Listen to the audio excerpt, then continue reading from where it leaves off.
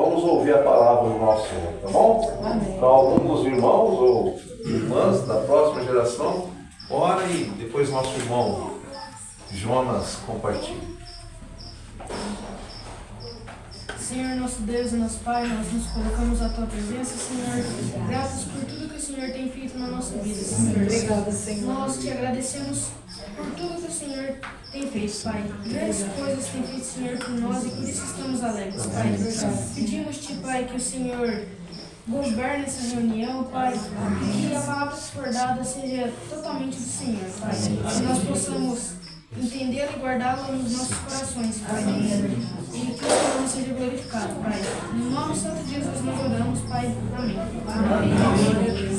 Amém. Amém. Vamos abrir a palavra no livro de Atos dos Apóstolos. Atos, capítulo 1, versículo 5, diz assim: porque, na verdade, João batizou com água, mas vós sereis batizados com o Espírito Santo, não muito depois destes dias. Versículo 8: mas recebereis o poder do Espírito Santo que há de vir sobre vós, e ser-me-eis testemunhas, tanto em Jerusalém, como em toda a Judéia e Samaria, e até aos confins da terra. O texto que nós lemos, ele começa falando sobre o batismo de João, né? E nós temos gastado um tempo aí fazendo uma revisão sobre esse assunto do batismo, né? Então nós começamos falando sobre o batismo de arrependimento, depois nós falamos do batismo do nosso Senhor, depois nós falamos sobre o batismo na morte, né? E depois nós começamos a falar sobre esse assunto do batismo com o Espírito Santo. Na nossa última reunião a gente não avançou, porque nós resolvemos tirar as dúvidas dos irmãos. E se ficou, irmãos, que ainda tem dúvida, pode perguntar, que aquilo que a gente souber a gente vai tentar responder, e aquilo que a gente não souber a gente vai levar para casa, vai estudar para poder suprir as dúvidas. E eu gostaria que os irmãos aprendessem essa lição, sabe? Que a religião, ela criou dois grupos dentro da igreja, ela dividiu a igreja entre os sacerdotes e o laico, né? O clero e o laico. Então, né, por causa dessa divisão histórica que a gente tem, parece uma ofensa alguém levantar a mão e fazer uma pergunta. E aí o que acontece? A gente tem na igreja, né, uma multidão de ignorantes que nunca consegue aprender porque nunca pergunta. Não pergunta, então não aprende. E acha que está atrapalhando a reunião fazer uma pergunta. Então eu penso que a gente deve, fazer mais reuniões onde haja essa liberdade dos irmãos de perguntar. Agora, se você tem vergonha, se tem uma dúvida sobre o assunto que nós estamos meditando e você gostaria de fazer uma pergunta e você tem vergonha de fazer isso, você pode pegar um papelzinho e escrever também. Coloca dentro da caixinha de oferta aqui, ó. Depois a gente vai pegar a pergunta e vai procurar um meio de poder responder aos irmãos. Mas é importante, na vida da igreja, a gente se relacionar e colocar para fora as nossas dúvidas, porque é assim que a gente aprende. Se a gente não colocar para fora, a gente carrega aquele erro anos, né? E algumas dúvidas são coisas que o próprio inimigo coloca para que a gente não avance, entendeu? E aí, se a gente não for esclarecido, a gente vai carregar aquela coisa, aquela bagagem. Bom, aqui no versículo 5, como nós lemos, ele começa falando sobre o batismo com água, né? E ele fala assim, na verdade, João batizou com água. E como nós temos falado sobre esse assunto do batismo nas águas, eu quero fazer essa afirmativa para os irmãos que nós vamos continuar estudando sobre esse assunto, sabe? Mas há uma grande diferença entre o batismo nas águas e o batismo no Espírito Santo. Há uma grande diferença. Então nós podemos dizer assim, que o que se realça no batismo nas águas está mais relacionado com o encerramento da velha vida. Ou seja, o que está em destaque quando nós vamos às águas né, para sermos sepultados, o que está em destaque é a velha vida. Ou seja, a velha vida chegou ao fim. Isso, o Senhor se revelou a mim. Eu descobri que Ele morreu pelos meus pecados, ressuscitou para mim a justificação, e como pecador eu me rendi a Ele. Por isso eu quero o batismo nas águas. Ou seja, nós vamos estudar, hoje nós não vamos estudar doutrina, hoje nós vamos tentar interpretar a história. Mas quando nós vamos estudar a doutrina vai dizer assim, ó, sepultados com Ele pelo batismo. Está escrito assim, sepultados com Ele pelo batismo. Ressuscitastes pela fé no poder de Deus. Ou nele ressuscitastes pela fé no poder de Deus. Esse texto está lá em Colossenses capítulo 2. Eu não lembro de memória o versículo agora, mas não precisa ir lá não. E nós vamos continuar aqui a meditação na história. Então aqui nós temos uma promessa do próprio Senhor. E do mesmo jeito que Ele apresenta o batismo com água, Ele vai falar sobre o batismo com o Espírito Santo. Ele fala assim, ó, João batizou com água, mas vós sereis batizados com o Espírito Santo não muito depois desses dias. O Senhor falou isso para eles antes da ascensão, né? E o Senhor, na verdade, estava preparando o coração de todos aqueles discípulos a aprenderem a perseverar em oração, a aprenderem a não se movimentarem antes do movimento do Senhor, a aprenderem a receber do Senhor aquilo que o Senhor tinha para dar. Por quê? Porque com respeito ao batismo no Espírito Santo, a ênfase não é mais o passado, a ênfase é o futuro. Ou seja, o Espírito Santo, ele vem habitar em nós para nos habilitar a viver a vida cristã. Ou seja, nós não poderemos viver a vida cristã normal sem o batismo com o Espírito Santo.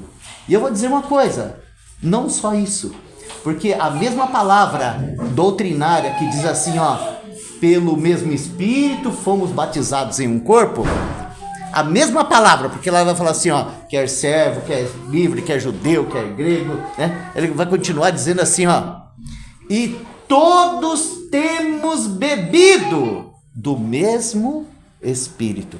Ou seja, nós precisamos de um batismo, sim, uma experiência genuína com essa realidade do batismo com o Espírito Santo, mas nós precisamos de muito mais. Nós precisamos ser cheios do Espírito. Sabe quantas vezes? Muitas vezes. Então nós podemos dizer assim, ó, um batismo e muitos enchimentos. Então nós vamos dizer assim, ó, o batismo é uma experiência.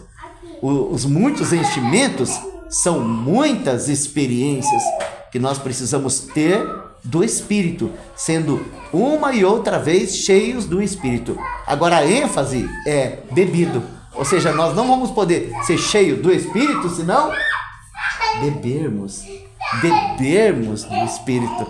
Então é tão importante essas duas ênfases.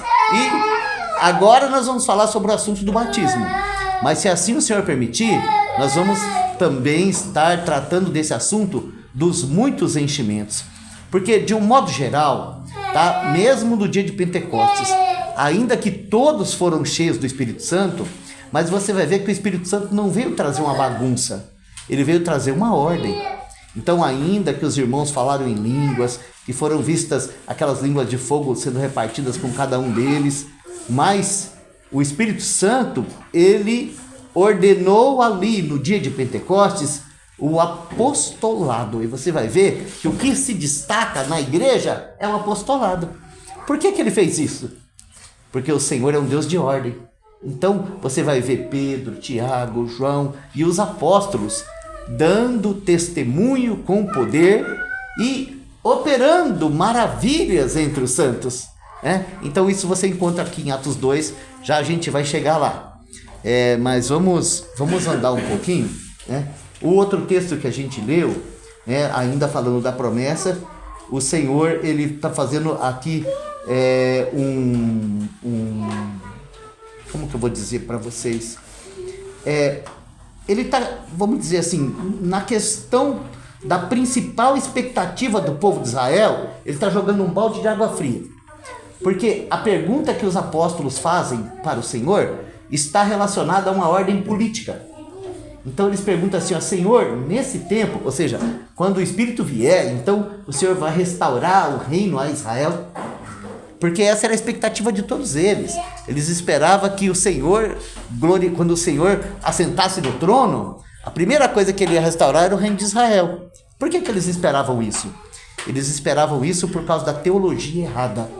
Ou seja, o nacionalismo tomou um lugar tão grande no coração dos judeus que até mesmo os apóstolos do nosso Senhor tinham essa crença de que quando o Messias viesse, Israel ocuparia uma posição de destaque na política mundial. E até hoje Israel é assim, até hoje eles são assim, até hoje eles pensam assim. Então eles estão esperando o Messias para estabelecer Israel, né? E se falar para eles que o Messias vem para governar com os gentios, eles rejeitam o Messias. Não é verdade? Então era esse o pensamento deles. Então o Senhor pega e fala para eles assim, ó, vocês não se preocupem com isso, porque não compete a vós saber sobre tempos e épocas a qual o Pai determinou pelo seu próprio poder e propósito. Ou seja, sabe, uma das coisas que nós imitamos os judeus daquela época e erramos é a gente ficar tentando determinar a data, época, como é que vai ser o arrebatamento da igreja, como é que vai ser a grande tribulação, como é que vai ser a marca da besta, como é que vai ser o arrebatamento, sabe assim? O Senhor falou pra gente não se ocupar com essas coisas.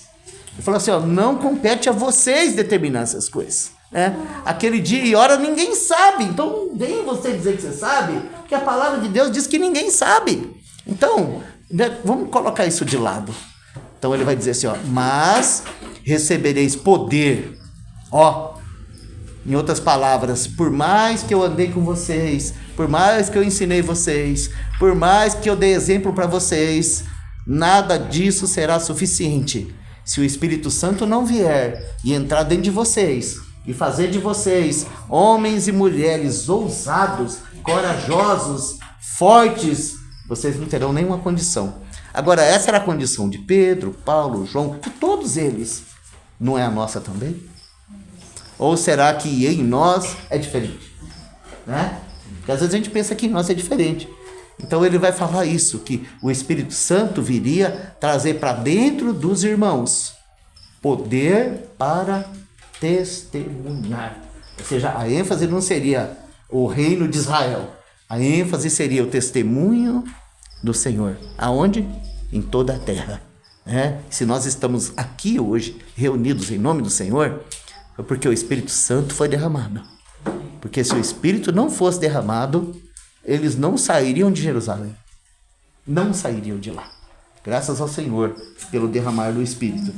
Então aqui está escrito assim, ó, recebereis poder que há de vir sobre vós e ser-me-eis testemunhas, tanto em Jerusalém, como em toda a Judéia e Samaria, graças a Deus, e até os confins da terra. Os confins é nós. Nós somos os confins. Vamos avançar um pouquinho, vamos para o capítulo 2, versículo 37, 38, 39 e 40. Irmãos, nós tivemos o evento da descida do Espírito Santo, que como nós já falamos sobre isso, eu pulei. E logo em seguida, depois que houve, vamos dizer assim, aquela manifestação do dia de Pentecostes, aquela manifestação de poder, de barulho, de som, de línguas, isso fez com que toda a cidade se alvoroçasse e fossem lá onde estavam os irmãos. Eles não estavam no templo, eles estavam no cenáculo onde eles moravam e pagavam aluguel. E de repente ali no entorno chegou todas aquelas pessoas querendo saber o que estava acontecendo. E a primeira pergunta daquelas pessoas quando viram os irmãos falando línguas foi, esse povo está bêbado? Está tudo bêbado? E é interessante isso, sabe? Porque a palavra que eles usam na nossa tradução, algumas está assim, está cheio de mosto, ou está cheio de vinho, né? No original, a palavra é vinho novo. E é muito interessante isso, porque o único lugar onde isso está escrito de novo, sabe, no Novo Testamento, é lá em Lucas, no capítulo 5, quando o Senhor fala assim, ó, não se deita vinho novo em odres velhos. E ali nós temos uma chave maravilhosa para a gente compreender assim o porquê que nós temos impedido tanto o enchimento do Espírito Santo. Porque nós insistimos com o odre velho da religião. E o Senhor não vai potencializar o odre velho da religião, porque ela não consegue suportar, sabe, o trabalhar do Espírito Santo. Se colocar o vinho novo no odre velho, ele vai, bom, explodir e vai perder o vinho. Então, é bastante interessante isso, porque nós podemos dizer assim, que o Espírito Santo, ao descer sobre os homens, ele foi chamado pelos gentios de vinho novo. Então Pedro se levanta e vai explicar para eles que não é aquilo não, que eles não estão bêbados, mas que o Espírito desceu, como Joel havia prometido, o Espírito desceu. Então ele começa citando Joel, e depois ele cita Davi, e então ele fala sobre a ressurreição de Jesus Cristo, mas ele fala primeiro sobre a entronização do Senhor.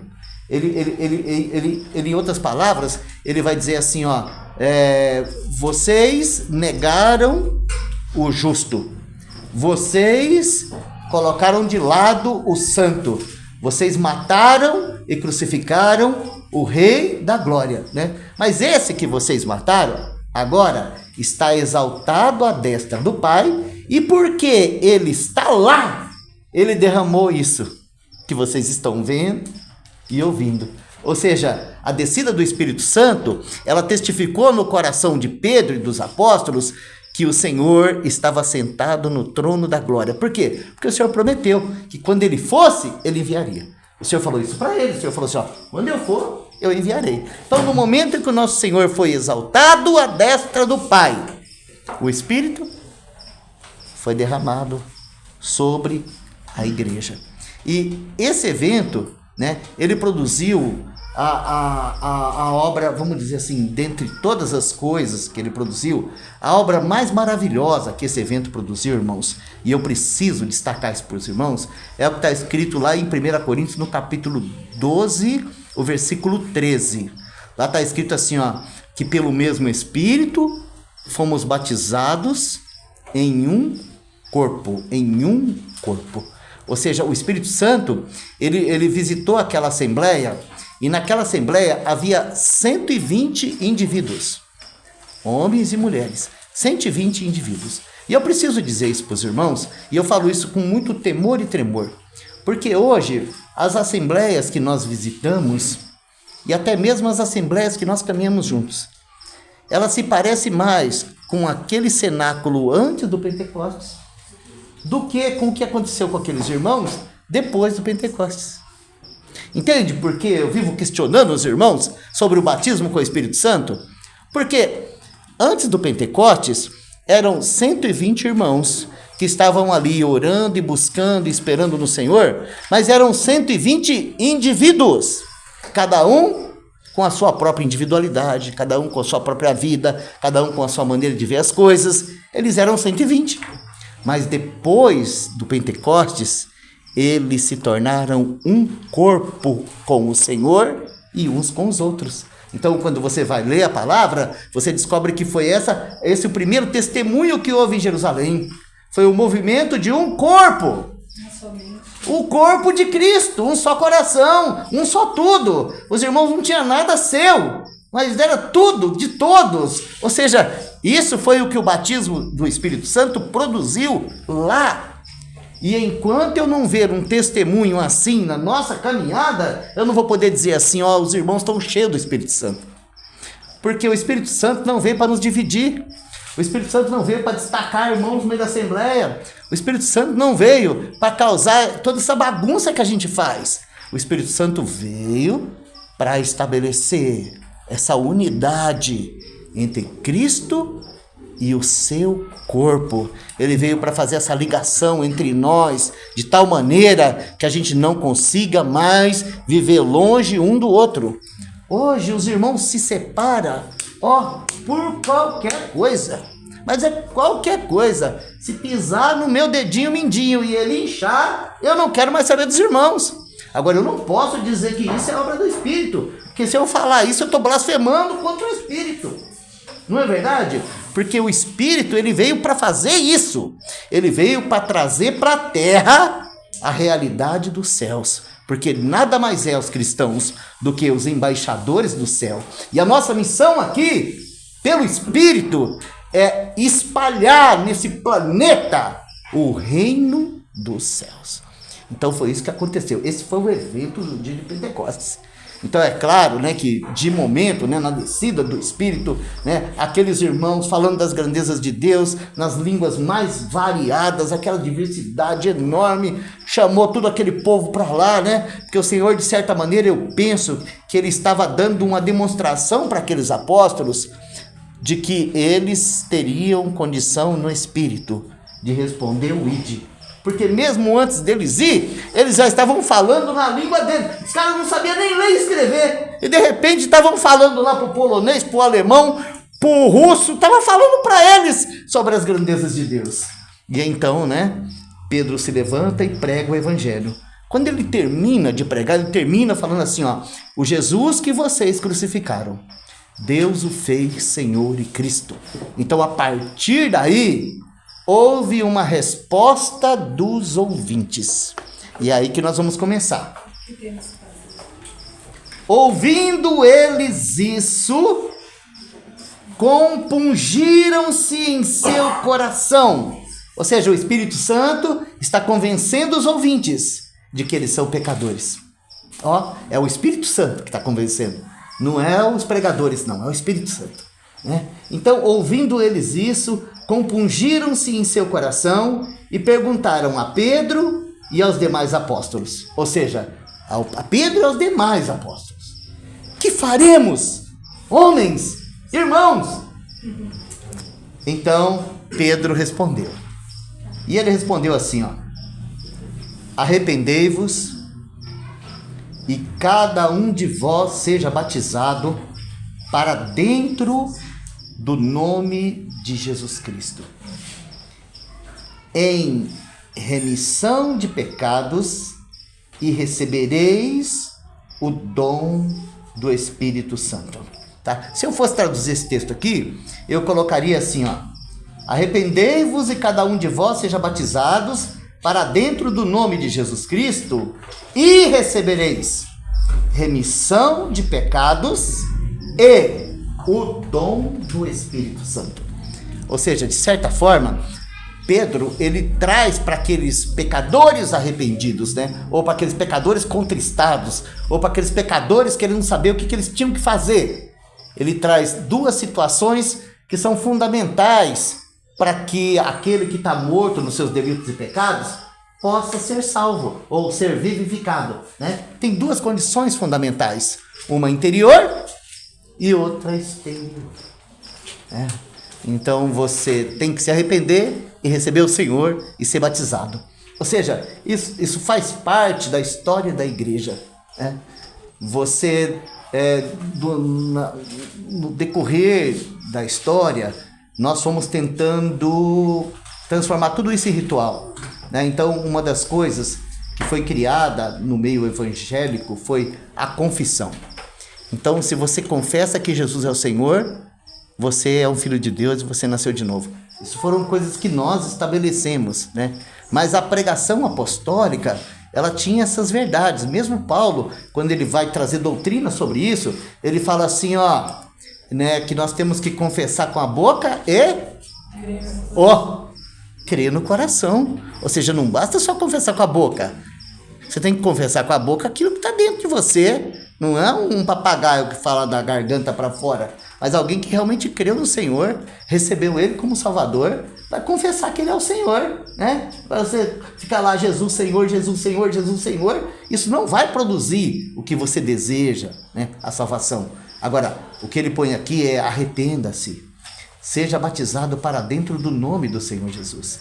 Então, né, nós temos aqui um evento chamado batismo, mas antes disso nós temos homens contristados que reconheceram seus pecados e receberam o Senhor, ou em outras palavras, se renderam ao Senhor, porque crer para dentro tem esses dois lados, tá?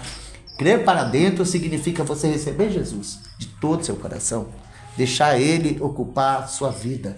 Mas por outro lado, crer para dentro também significa você se entregar ao Senhor.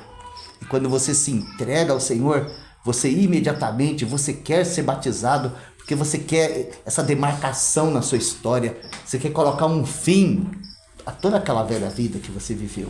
Então isso é o batismo nas águas. Mas ele não promete só isso, ele fala assim, ó, essa é a responsabilidade de vocês. Agora, qual que é a responsabilidade do Senhor? Então ele está falando assim, ó, vocês vão receber remissão dos pecados. Não é muito grande isso? Sabe o que significa remissão dos pecados? Sabe o que significa ser um pecador remido? Tem consciência do que significa remissão? Remissão significa que a tua conta está paga para todo sempre. Isso é remissão. Alguém que foi remido não deve mais nada. Como nós precisamos de remissão, né? Agora, não basta você ser um pecador remido para você ser uma testemunha fiel. Você precisa do Espírito Santo. Então ele falou aqui assim, ó, recebereis a remissão de pecados e o dom do Espírito Santo. Poderia o Senhor, né, prometer duas coisas e nos dar só uma? Mas parece que a cristandade vive assim. Parece que a gente vive como se o Senhor só tivesse dado remissão de pecados, mas que o Espírito Santo ficou guardado em algum lugar e a gente tem que ir lá encontrar ele. Não, irmãos. Se há algum problema, não está em Deus, não está na palavra. Se há algum problema, esse problema está aqui, ó, em mim, em você, em nós, né? A nossa dureza de coração, a nossa incredulidade e a nossa dificuldade de se arrepender, de se render, de buscar o Senhor de maneira verdadeira, né? Eu costumo dizer isso. O grande problema da cristandade atual é que nós aprendemos a construir atalhos. Então nós queremos atalhos. A gente sempre quer cortar caminho. E quando a gente tenta cortar esse caminho, a gente deixa para trás o pote dourado. A gente deixa para trás os tesouros do Senhor. Então eu penso que nós precisamos fazer como aqueles discípulos que Paulo encontra lá na cidade de Éfeso, que está aqui em Atos também. Quando ele encontra aqueles discípulos, né, ele pergunta para eles assim, escuta, vocês receberam o Espírito quando crestes? Foi a pergunta de Paulo. Ele encontrou os irmãos, ele já falou assim, ó, vocês receberam o Espírito quando crestes? Por que será que ele fez essa pergunta para esses irmãos? Então eu entendo que ele fez essa pergunta para esses irmãos porque ele estava cheio do Espírito Santo. E cheio do Espírito Santo, ele pôde imediatamente detectar qual era a lacuna na fé dos irmãos. Ou seja, aqueles irmãos tinham um buraco, porque tudo que eles tinham era o batismo de arrependimento. Então Paulo vai falar para eles sobre esse assunto do batismo com o Espírito Santo. E eles respondem assim a Paulo, nós nem sabíamos. E é importante nós sabermos disso, sabe? Que nós tem muita realidade da vida do Senhor que nós não temos em nós, porque nós não sabemos. Nós somos ignorantes daquelas verdades, né? Então, na ignorância a gente não pode experimentar. Uma vez o irmão Gino, ele fez uma ilustração que eu acho que é muito interessante e pertinente eu colocar ela para vocês aqui, com respeito ao Espírito Santo. E ele falou assim que o dom do Espírito Santo é como se, vou fazer um exemplo, tá? Como se um irmão pegasse um envelope e colocasse vários recursos dentro daquele envelope e fechasse, colocasse o seu endereço e mandasse pelo correio, entendeu? Aí quando o envelope chegava, você olhava para aquele envelopão grandão lá, todo bem digitado, com símbolo, você ficava assim, ó, será que é uma citação do juiz? Será que é um resultado de câncer? Que não, deixa esse negócio escondido aí, eu não quero ver isso aí não, coloca lá. Aí deixava o envelope lá guardado, falava assim, ó, eu recebi, mas eu não quero nem tocar, porque eu vou saber lá quem foi que mandou isso, né? Aí chega um dia que cortam a água, cortam a luz, faltam os recursos, e você não tem mais para aonde buscar. Aí você fala assim para a patroa, fala assim, ó, pega aquele envelope lá, vamos ver se tem alguma coisa lá. Daí com muito medo você vai lá e você abre aquele envelope, entendeu? Você abre o envelope assim, você não quer nem olhar, aí você põe a mão lá dentro assim, você cata umas notinhas, você puxa assim, ó. Dá para pagar a água, dá para pagar a luz, dá para fazer uma compra. Aí você coloca a mão lá, dá para comprar roupa, ó, dá para pagar, olha, dá para pagar as dívidas. Ou seja, dentro daquele envelope está a provisão de tudo que você precisa para você viver toda a sua vida. Mas você teve tanto temor de lidar com aquilo que você acabou deixando guardado em algum canto. De certa forma, é assim que nós tratamos o Espírito Santo. Mas o dom do Espírito Santo, ele foi dado à igreja, e no Espírito está tudo o que nós vamos realmente precisar para viver a nossa vida cristã, para criar filhos, para, trabalhar como profissional, para administrar recursos, para se relacionar, para servir, para pregar o evangelho. Está tudo no Espírito Santo. Porque o Espírito Santo, ele não somente nos conecta com Deus, não só nos conecta, mas o Espírito Santo é como aquele condutor de fragrâncias que tem a missão de trazer tudo aquilo que é de Cristo e imprimir em nós. Agora nós precisamos aprender o quê? Nós temos que aprender o caminho. Nós temos que aprender o caminho de como nós podemos, beber desse Espírito, usufruir do dom do Espírito para viver a vida cristã. Nós comportamos muito parecido com o povo no deserto, porque o Senhor salvou o povo e levou para o deserto.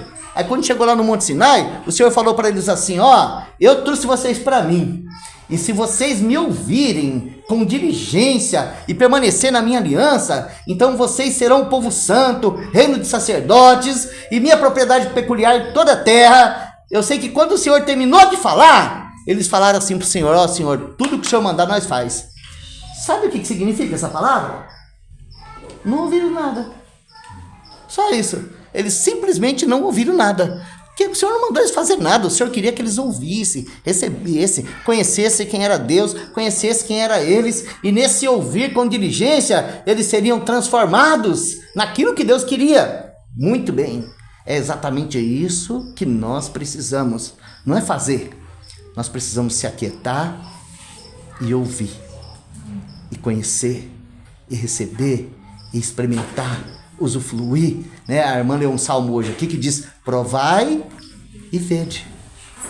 O Espírito Santo, ele tem essa missão de trazer para nós realidade daquilo que aconteceu. Irmãos, o irmão Martin Lloyd Jones, ele dizia o seguinte, sobre o batismo com o Espírito Santo.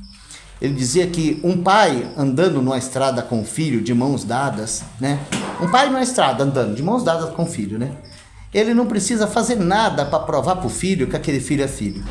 E ele não precisa fazer nada para provar para o filho que aquele filho é amado. Não, ele está ali, de mãos dadas, andando na estrada com o filho. E o filho, ele está contente pelo fato de estar pegado na mão do pai ali, seguro, tranquilo, fora. É o meu pai, Está sossegado. Mas de repente, no meio dessa estrada, esse filho, esse pai, ele interrompe aquela caminhada, cata esse filho nos braços, joga ele para cima, aperta no peito, dá um beijo no rosto dele e fala assim, meu filho amado! E coloca o filho no chão de novo e eles vão andando. Mudou alguma coisa? Então é isso que é o batismo com o Espírito Santo. É você experimentar essa comunhão, esse amor, esse afeto na tua alma. Você ter essa realidade experimental de que você é um com o Senhor e o Senhor é um com você de modo vivo. É o céu se abrir e você vê que você está ligado com o seu rei e o seu rei está ligado com você. Então, quem não precisa disso? Quem é o cristão que não precisa disso? Então é por isso, irmãos, que graças a Deus pela doutrina. Graças a Deus pela doutrina. Mas nós precisamos ir além da doutrina. Nós precisamos buscar, tanto reunidos como na solitude. Nós precisamos buscar com reverência, temor. Senhor, Tu és o meu Deus. Tu és aquele que batiza com o Espírito Santo. Sabe, Senhor, eu preciso provar o que significa isso na prática. Tenha misericórdia de mim e concede-me esse privilégio de experimentar essa alegria, essa realidade na prática. Porque é assim que nós experimentamos o batismo com o Espírito Santo. Bom, irmãos, então, qual que vai ser o resultado? O resultado disso. Deixa eu continuar a leitura aqui. Porque a promessa vos diz respeito a vós, a vossos filhos, a todos que estão longe, a tantos quanto Deus nosso Senhor chamar. E com muitas outras palavras, isso testificava e os exortava, dizendo: salvai-vos dessa geração perversa. Então, irmãos, essa foi a mensagem, tá, que ele pregou. E essa mensagem, ela tinha esses dois aspectos, e ela trazia essa realidade, tá, de que aqueles irmãos precisavam deixar para trás uma história, precisava deixar para trás uma bagagem, precisava deixar para trás uma herança e entrar numa nova realidade. E isso só o Espírito Santo pode fazer conosco, sabe? É o dom do Espírito que traz para a gente essas realidades. Agora, quando nós continuamos estudando, né, o livro de Atos dos Apóstolos, nós vamos ver que, né, logo em seguida, nós vamos ver que a descida do Espírito, ela produziu essa comunidade. Então, o texto continua dizendo assim, ó: e perseveravam na doutrina dos apóstolos, e na comunhão, e no partir do pão, e nas orações. Ou seja, foi o derramar do Espírito que provocou essa unidade orgânica da igreja. Não foi exortação, foi o Espírito que trouxe essa realidade de que eles tinham que andar junto, que eles tinham que orar junto, que eles tinham que ouvir a palavra junto, que eles tinham que partir o pão junto, que eles tinham que viver junto. Foi o Espírito Santo que fez isso. Então ele continua dizendo assim, ó: e em toda a alma havia temor. E olha aqui, esse que eu queria destacar para os irmãos também, tá? Que o texto diz assim, ó: e muitas maravilhas e sinais se faziam pelos apóstolos. Eu quero destacar isso aqui para os irmãos, porque isso vai ser importante para nós em Atos 8 e Atos 10. Ou seja, não havia nenhum problema entre os irmãos, sabe, do Senhor estar usando os apóstolos na frente. Dos irmãos, do Senhor estar estabelecendo os apóstolos. Não havia nenhum problema. Não tinha crise aqui. Aqui não tem Ófine e Finéias. Aqui não tem aquela confusão do Coré, Datã e Abirão. Não tem por quê? Porque o Espírito Santo, ele estabeleceu um corpo. E agora esse corpo, ele tem uma ordem. E essa ordem está funcionando maravilhosamente. O texto continua dizendo assim, ó: e todos os que criam estavam juntos e tinham tudo em comum. Tudo em comum. Não, e não termina aí não. No versículo 45 diz assim, ó: e vendiam suas propriedades e bens e repartiam com todos, segundo havia necessidade de cada um. Ele continua dizendo assim, ó: e perseverando unânimes. Sabe quantas vezes por semana, irmãos? Ó! Todos os dias, né? No templo e partindo pão em casa.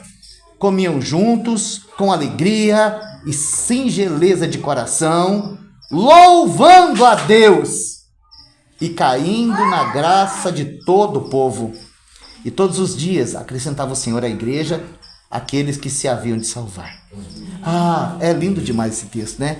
É lindo demais. Então, no capítulo 3, nós vamos encontrar o primeiro problema que os irmãos têm no templo.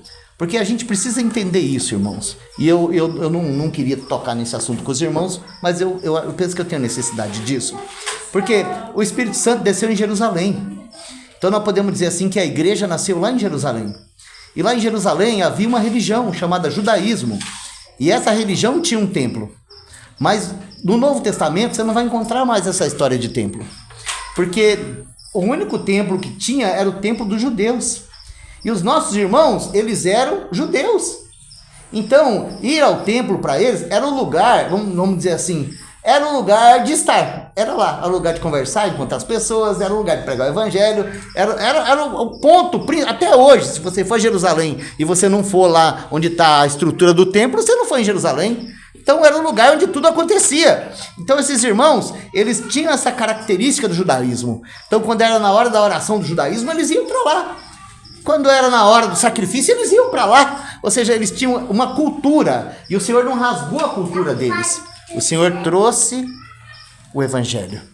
Agora, quando a gente chega no capítulo 3, a gente descobre que o evangelho e o judaísmo não vão se casar.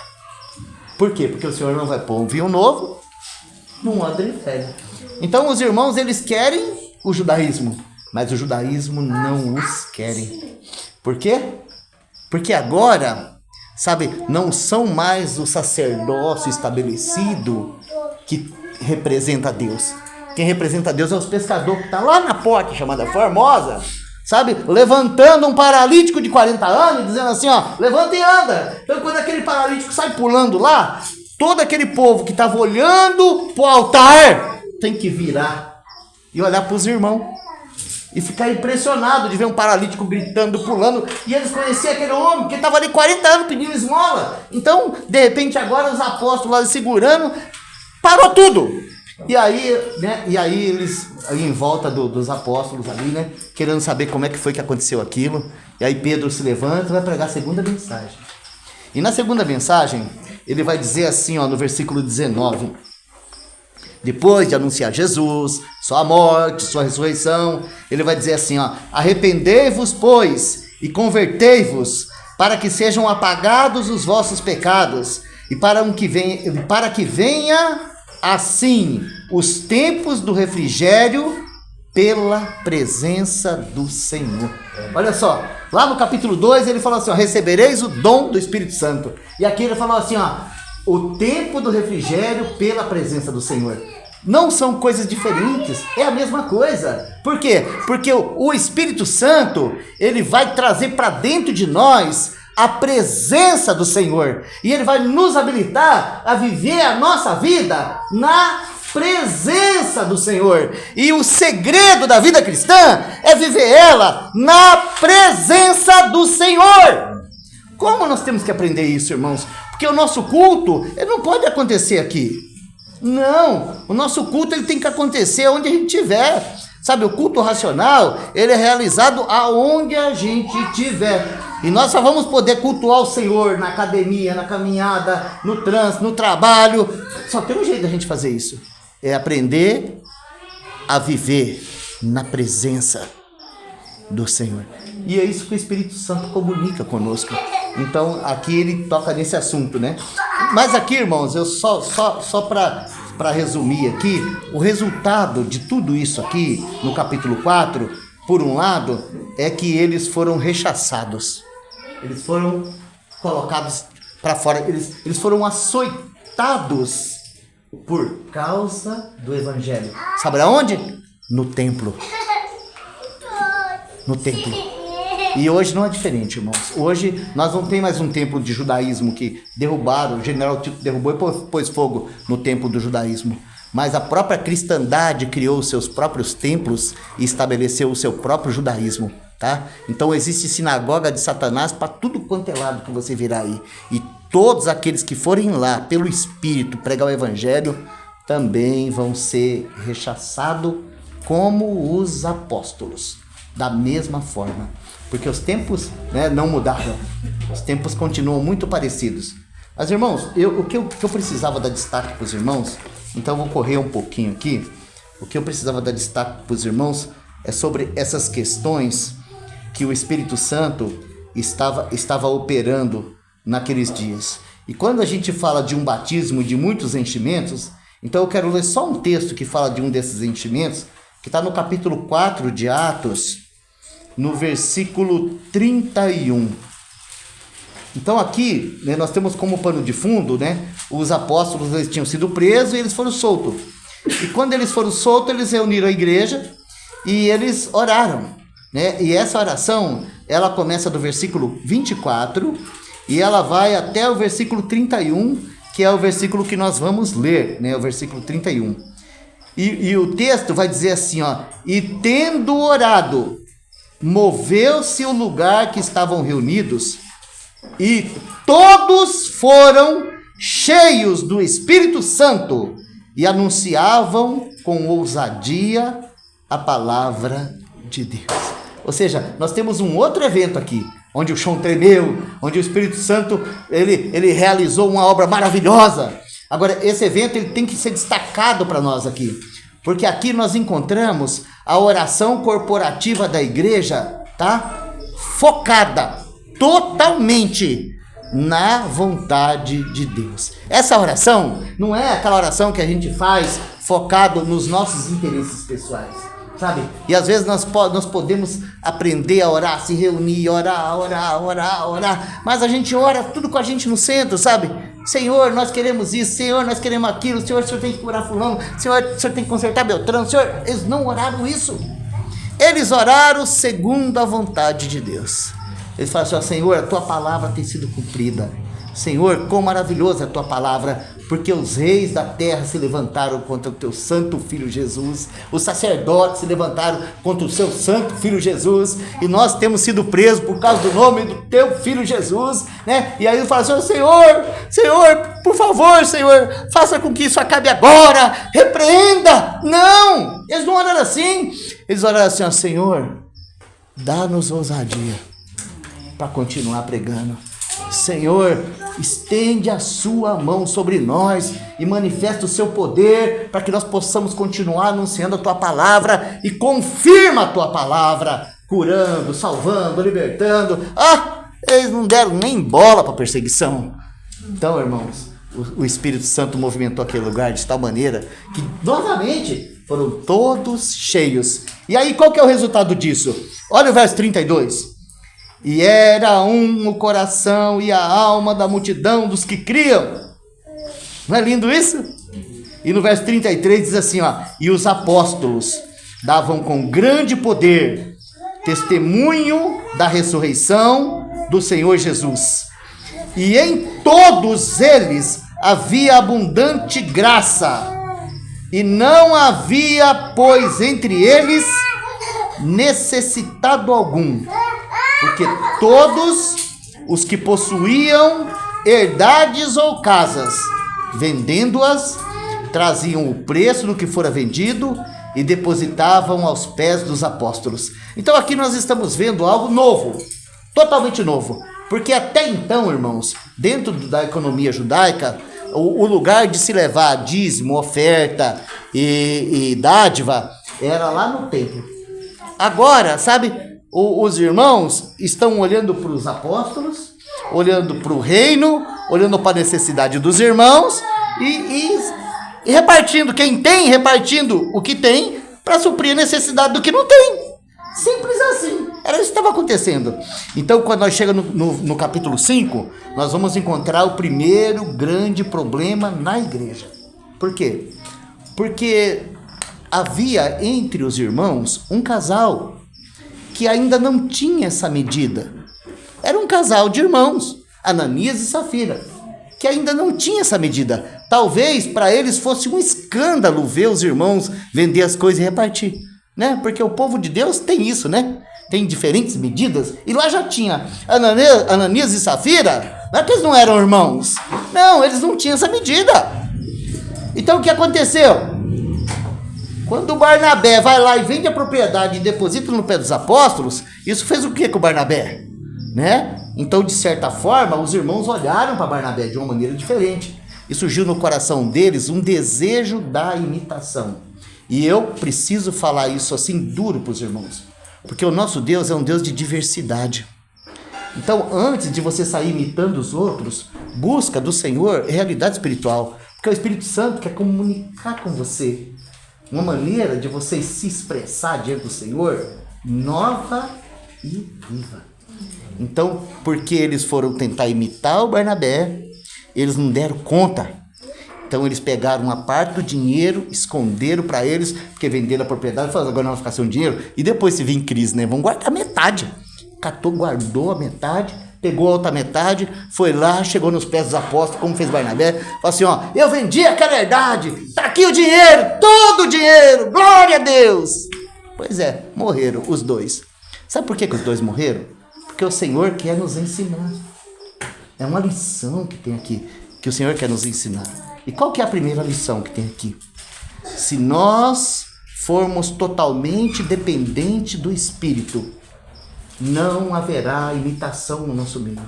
Porque o Senhor mesmo pode matar aqueles que tentam mentir. Hoje não acontece nada disso. Por quê? Porque de certa forma nós vivemos muito aquém daquilo que os irmãos estavam vivendo. Quando eu falo muito aquém, irmãos, eu estou falando na mais completa dependência do governo do Espírito. E nós precisamos muito mais disso do que de qualquer outra coisa. Que o Senhor restaure entre nós essa dependência total do Espírito. Porque se isso acontecer, irmãos, prepara os caixão, né? Se isso acontecer, prepara os caixão. Tem um irmão aí, há alguns séculos atrás aqui, chamado George Whitefield, que ele pregava para o pessoal nas minas. E ele tinha uma intimidade tal com o Santo Espírito, que certa vez ele chegou num local de reunião, e ele abriu a Bíblia lá em Hebreus, e ele leu o seguinte texto: está ordenado aos homens morrerem uma só vez, vindo depois disso o juízo. Aí começou um barulho lá, caiu um morto, pum! Morreu aqui. Aí tiraram o morto, levaram, sabe? Passado mais alguns minutinhos, acabou o burburinho. O irmão pegou e falou assim: irmãos, deixa eu ler aqui de novo. Está ordenado aos homens morrerem uma vez só, vindo depois o juízo. Bum! Caiu outro morto lá. Morreu dois. Mas, irmãos, isso é a presença de Deus prescrutando os corações. É a presença de Deus trazendo temor e tremor. É o Espírito de Cristo tendo a liberdade de fazer aquilo que nós jamais vamos conseguir fazer. Porque a gente tenta pegar o povo a laço, a gente tenta arrastar as pessoas para andar com a gente fica fazendo brincadeirinha para ver se as pessoas vêm andar com a gente. E o Espírito Santo não precisa de nada disso. O que o Espírito Santo precisa é nos tomar pela mão e nos governar. Que aí depois ele vai trazer quem ele quiser, entendeu? Ele vai matar quem ele quiser, ele vai ressuscitar quem ele quiser, e a igreja vai caminhar, ela vai avançar, ela vai realmente estar apta aí para esse tempo que nós vivemos, né? E vai haver uma diferença muito clara entre o que é a igreja e o que é o sistema religioso. Hoje não é. Hoje está tudo meio embolado, e é tão difícil isso, né? Mas, irmãos, não é o Espírito Santo que está fazendo isso. É a nossa carnalidade. Então, quando a gente continua a estudar, sabe, eu só quis citar esse assunto para os irmãos verem o grande resultado, sabe, de se viver na dependência do Espírito. O versículo 11 diz o seguinte, depois desse evento, tá? E houve um grande temor em toda a igreja. Irmãos, eu queria ser a vítima. O Senhor podia me jogar duro aqui no chão, se eu soubesse que isso ia produzir temor em todos os irmãos. Seria maravilhoso. Sabe, o meu propósito de vida tinha sido realizado, né? Assim, ó, o irmão estava pregando carro duro. Nós não podemos ousar com esse negócio da palavra de Deus. Nós temos que levar a sério o ministério. Nós temos que levar a sério a nossa reunião. Não é verdade, irmãos? Meus irmãos, foi isso que aconteceu aqui.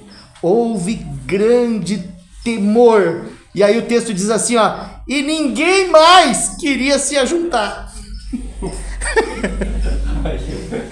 Ninguém mais queria se ajuntar. Não. E aí o texto continua falando assim, ó, e o Senhor acrescentava à igreja os que iam sendo salvos. Ó, ou seja, acabou a bagunça. Acabou a bagunça. O Espírito Santo, ele organiza, ele ordena, ele envia. Então, irmãos, caminhando um pouquinho aqui já para o final, deixa eu ver aqui o nosso horário. Misericórdia, vocês me perdoam, que eu já estou atrasado, já passei uns par de minutos. Vocês me dão mais 5 minutos? Então vamos lá, mais 5 minutos. Nós vamos enfrentar aqui uma parada dura com os irmãos, que está no capítulo 8 de Atos, né? Eu vou pular o evento do Estevão, E nós vamos enfrentar uma parada dura que está no capítulo 8 de Atos. Na verdade, nós vamos tocar num assunto que está aqui no capítulo 8 e num outro assunto que está no capítulo 10, que quase parece que é um completamente diferente do outro, e é muito difícil da gente compreender os dois, né? Porque aqui nós temos a perseguição de Saulo contra a igreja. E a perseguição de Saulo contra a igreja, ela produziu, né, a evangelização. Então nós vamos ter aqui um diácono sendo destacado, né, a partir do versículo 5, o Filipe. Então o texto vai dizer assim, tá? Eu vou começar com Filipe, eu vou deixar de lado as outras coisas. Capítulo 8, versículo 5, diz assim, ó: E descendo Filipe à cidade de Samaria, lhes pregava a Cristo. E então, né, o texto ele vai continuar, né? E eu quero ir até o versículo 12. No versículo 12 diz assim: Mas como crescem em Filipe, que lhes pregava acerca do reino de Deus e do nome de Jesus Cristo, se batizavam tanto homens como mulheres. E então no versículo 13 nós temos a conversão de um tal de Simão, que o texto começa a falar dele no versículo 9. Quem que era o Simão? O Simão era um mago de Samaria, era um bruxo, era um homem que usava das artes mágicas para iludir o povo, e as pessoas achavam que ele era Deus. Sabe, irmãos, e eu preciso falar isso com os irmãos, porque nós vamos encontrar isso em todo o planeta, em todo lugar, até naquelas tribos de índio lá no Amazonas, você vai chegar, tem lá um pajé, entendeu? E eu vou dizer, nós falar, não, qualquer bairro que você for aqui, tem uma benzedeira, tem um adivinho, tem um cartomante, tem alguém que pratica aí a Umbanda, a Quimbanda, né? E quando Filipe chega em Samaria, que ele começa a pregar o evangelho e o Senhor começa a usar ele para fazer maravilhas, esse homem ficou impressionado. E ele se aproximou de Filipe. E ele começou a andar com Filipe. E aqui nós temos uma estratégia do inimigo que vai acompanhar todo o Novo Testamento. Não é só aqui, todo o Novo Testamento. Sempre você vai ver, por exemplo, tem uma endemoniada que segue Paulo e ela fala assim, ó, Paulo e Silas saindo pregando o evangelho, e por 3 dias ela vai atrás e ela como que diz assim, ó, estes são os homens de Deus que vieram nos anunciar a verdade. Ela está falando alguma coisa errada? Não! Mas aquele espírito está buscando uma identificação, uma associação ao trabalho do Senhor. Era isso que aquele espírito queria. Que aquela obra, vamos dizer assim, o apóstolo vai embora e a endemoniada fica lá, escondidinha lá, liderando, participando, dando espetáculo, sabe? Então aqui é a mesma coisa. Esse mago, ele creu também, tá? Ele creu no Senhor, ele foi batizado, mas lá dentro do coração dele, a inveja estava pegando fogo, sabe? Principalmente quando veio os apóstolos, porque Filipe pregou, eles creram, foram batizados, mas o Espírito Santo não foi dado a nenhum deles enquanto os apóstolos não vieram. E é importante dizer isso para os irmãos, sabe? Porque o Senhor nunca quis divisão no corpo de Cristo, nunca quis. Então, sabe, era necessário que o trabalho do Filipe fosse, sabe, de certa forma, coroado pelo poder do Espírito, pela imposição de mão dos apóstolos de Jerusalém, para que não nascesse a igreja de Jerusalém e a igreja de Samaria. Ou seja, se o Espírito Santo fosse dado imediatamente pelo batismo e pregação de Filipe ali, haveria um grande risco de nós termos a igreja de Jerusalém e a igreja de Samaria. Então o que aconteceu? Quando os apóstolos em Jerusalém souberam que os samaritanos tinham recebido a palavra, eles desceram, colocaram as mãos sobre os irmãos e oraram, pedindo que o Espírito fosse dado a eles também.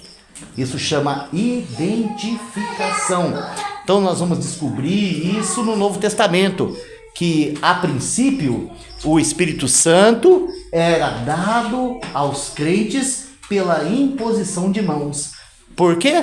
Para combater todo o individualismo, para que os irmãos, já desde o princípio, soubessem que eles estavam cobertos pelos evangelistas, pelos apóstolos, pelos irmãos mais velhos, pelos presbíteros. Ou seja, desde o início, o Senhor começou assim. Depois a gente bagunçou tudo, mas foi assim que o Senhor estabeleceu. O único lugar onde nós não temos um evento assim, que segue, tá, a imposição de mãos, é na casa de Cornélio. Só lá. Então, quando a gente vai para a casa de Cornélio, a situação é totalmente diferente, né? Isso está lá em Atos, capítulo 10. Agora, o assunto aqui, eu também preciso explicar para os irmãos, mas se os irmãos lerem a palavra, os irmãos vão ver isso com muita clareza aqui, tá? O assunto aqui é o seguinte. Agora, Pedro, o apóstolo Pedro, judeu, Pedro, né? Ele é enviado pelo Espírito à casa de Cornélio. Quem é Cornélio? Cornélio é um centurião romano, um homem justo, temente a Deus, que buscava a Deus baseado na luz que ele tinha. Sim, ele buscava a Deus baseado na luz que ele tinha.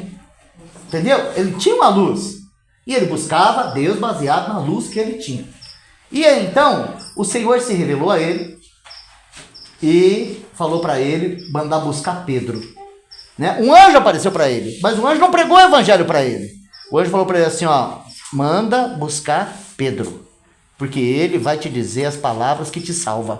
Ó, você viu um anjo que mandou você buscar Pedro, porque ele vai te dar as palavras que te salvam. Ou seja, você não vai ser salvo sozinho, você tem que chamar Pedro. Então ele mandou buscar Pedro. E Pedro, né, o Senhor tratou o coração dele, porque era um judeu nacionalista e religioso, que ele realmente ele não tinha nenhuma facilidade para ir aos gentios, né? Ele só vai aos gentios, irmãos, porque eu creio que lá em Mateus 16, quando o Senhor falou para ele assim, ó, eu te darei as chaves, no plural, do reino, então ele tinha que abrir a porta do reino lá em Jerusalém para os judeus, e ele tinha que abrir a porta lá na casa desse centurião para os gentios. Ou seja, a chave estava com ele, né? Então agora ele precisava colocar aquela chave lá e abrir, né? Depois o Paulo tocou para frente, mas foi Pedro que foi lá abrir. Então ele é levado à casa de Cornélio. Quando ele chega lá, Cornélio vai adorar ele. Aí ele fala assim, levanta que eu sou homem igual a você. Ou seja, né, olha a dificuldade de Pedro de chegar na casa do homem, né? E quando o Senhor, né, deu a palavra ali, ele começou a pregar antes dele terminar a pregação. Então a palavra fala assim, ó, e o Espírito Santo caiu sobre eles. Por que o Espírito Santo caiu sobre eles? Porque se o Espírito Santo não caísse, eles não batizavam eles. Porque eles não iam pôr a mão em imundo, gentil. Já fizeram muito pôr a mão sobre samaritano, agora vai pôr a mão sobre soldado romano. Eles jamais colocariam a mão ali, comeriam qualquer coisa naquela casa, se o Espírito Santo não descesse sobre os irmãos. Então, na casa de Cornélio, nós temos esse evento por causa da dificuldade de coração dos apóstolos. Mas, estudando a palavra, nós vimos essa ordem, tá? Da imposição de mãos, né? Da unidade, desse desejo de querer que o outro tenha o que você tem, sabe? E assim o Espírito, né, foi sendo derramado e foi sendo espalhado essa realidade por toda a igreja apostólica. Sabe, irmãos, nós não podemos fazer doutrina com nenhuma dessas coisas, mas nós temos que aprender com a história, porque essa é a nossa história. Agora nós podemos dizer assim, o que aconteceu na história da igreja, que nós chegamos onde estamos do jeito que nós estamos. Então eu posso dizer assim, duas coisas, do meu ponto de vista, sabe? Uma das coisas que eu vejo é que nós, de modo muito natural, nós nos apegamos demais à teoria e colocamos de lado a experiência, sabe? Até porque nós vimos muitos irmãos que colocaram de lado a teoria e foram atrás das experiências e se perderam, né? Porque realmente se perderam. Mas nós precisamos, eu penso que nesse tempo do fim, nós precisamos ter a humildade de reconhecer que o nosso Senhor é um Deus de ordem e decência. de reconhecer que o nosso Senhor, sabe, Ele tem edificado a sua igreja, Ele tem estabelecido apóstolos, profetas e mestres, né? E isso não é um inimigo nosso, são nossos irmãos preciosos, que nós temos que se submeter a esses irmãos, para a gente poder andar junto de maneira, sabe, unida. Nós temos que ter desejo do Senhor, que a unidade do corpo se torne uma realidade entre nós. E para isso acontecer, irmãos, nós realmente temos que tomar a cruz e ter a humildade de pedir para o Senhor nos encher com o Espírito. Porque esse espírito de divisão é o nosso próprio orgulho, o nosso próprio ego, a nossa própria vontade, o nosso próprio jeito de ser, de viver, de querer que as coisas sejam feitas. Tudo isso precisa cair por terra para que o Senhor tenha o seu testemunho nesse tempo, a sua igreja gloriosa. Agora, todos nós temos o mesmo chamamento, sabe? Não é outro. Todos nós temos o mesmo chamamento. E eu penso que é um momento, sabe, irmãos, de nós nos humilharmos diante do Senhor e pedir para o Senhor conceder para nós essa situação em realidade, de experimentarmos na prática esse batismo pelo Espírito em um corpo, para que a gente seja isso.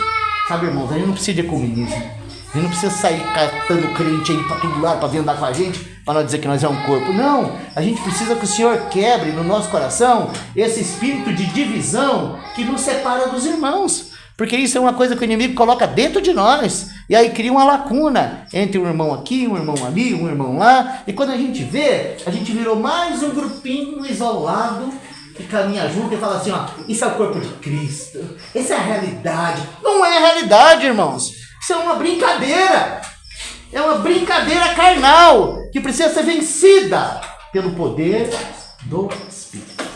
Amém? Amém. Senhor, nós queremos te agradecer pela tua palavra, Senhor. E nós também queremos nos arrepender, Senhor, de toda a divisão que nós mesmos temos provocado da tua igreja, Senhor. Oh, Senhor, tenha misericórdia de nós, Senhor. Nós reconhecemos, Senhor, que nós estamos tão distante daquilo que começou. Oh, Senhor, nós somos um povo duro, Senhor. Nós somos rebeldes, Senhor. Nós somos difíceis, Senhor, cheio de nós mesmos. O nosso orgulho, Senhor, ultrapassa qualquer coisa. E por isso, Senhor, nós temos trazido tanta dor para o Senhor. Então nós queremos pedir misericórdia para o Senhor. E nós queremos, Senhor, dar um passinho para trás e nos arrepender. E pedir para o Senhor produzir em nós esse enchimento do Espírito, esse vaso novo, que pode reter esse Espírito que o Senhor tem derramado, para que nós possamos verdadeiramente ser suas testemunhas. Oh, Senhor, passa por cima da nossa fraqueza e traga-nos uma nova revelação daquilo que o Senhor já nos deu. Traga-nos uma nova experiência daquilo que o Senhor já nos deu. E se porventura tem algum irmão, alguma irmã aqui que ainda não teve uma experiência de crer no batismo com o Espírito Santo, conceda fé a esse irmão, a essa irmã, e conceda experiência, Senhor, também, de que eles também possam provar dessa alegria, desse prazer, desse privilégio que é tocar a realidade espiritual. Nós te pedimos, Senhor, e te agradecemos. Em nome do Senhor Jesus. Amém.